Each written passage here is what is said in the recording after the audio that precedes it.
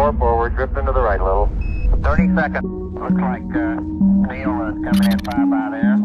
11, Mike, see you in the back.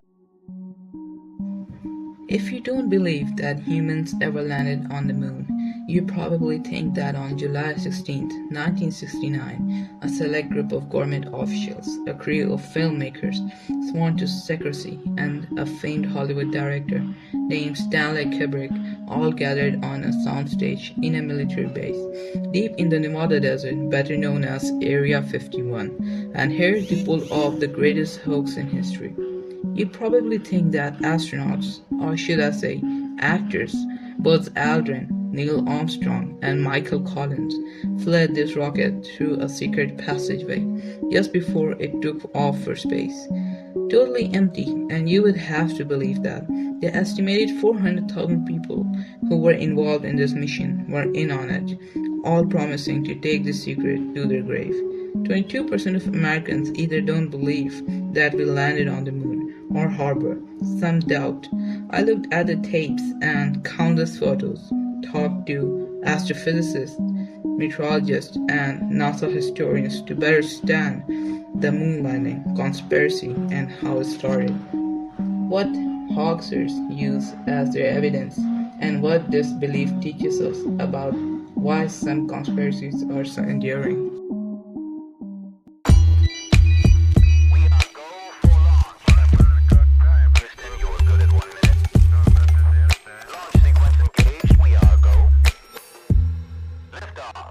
Armstrong is on the moon. Neil Armstrong standing on the surface of the moon on this July 20th, 1969.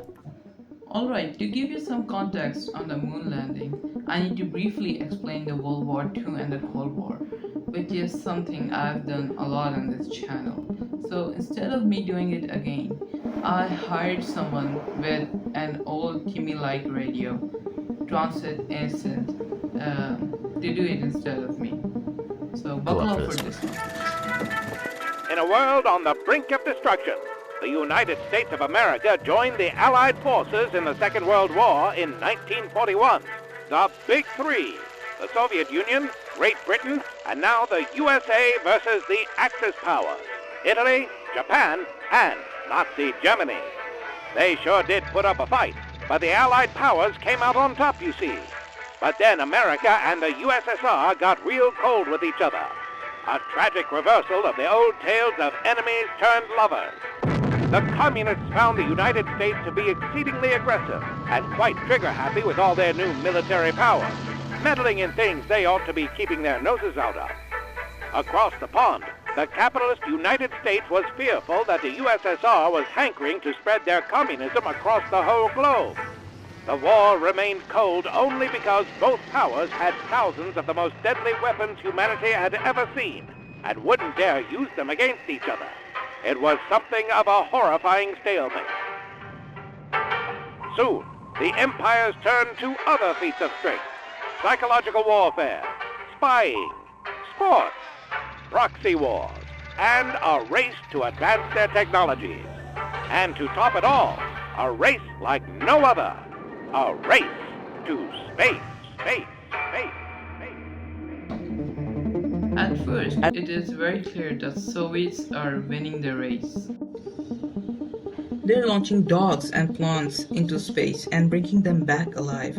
They send up satellites that orbit the moon and take photos of far side that no one had ever seen before. They even put a human up into the space to orbit around the entire Earth. The US needs to catch up, so President Eisenhower creates a brand new government agency dedicated entirely to space, and they eventually start to send up satellites and even people, but they don't get someone to orbit the entire Earth like the Russian did.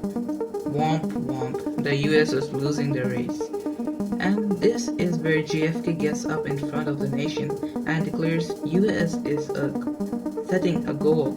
He's declaring what would surely be the ultimate finish line in this global race for power. This decade, we shall make up and move ahead. An American astronaut eventually orbits the Earth, Russia then puts the first woman to space, while also getting the first person to walk in space.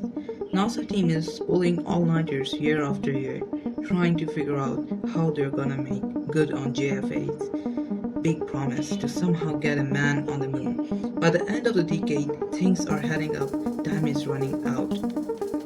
And then, in 1968, NASA finally gets a spaceship, the Apollo 8, to orbit the moon with astronauts aboard. There's hope. Russia is able to exchange a crew in space. For both sides, a moon trip suddenly seems within reach, but who will get there first? And then, after hundreds of millions of dollars and countless focused hours by the country's brightest minds, comes a morning on a summer day in Houston, Texas in 1969. 3 months buckle up, hundreds of millions of people who are around the world find themselves sticked to the television sets because the greatest achievement of mankind that might have happened.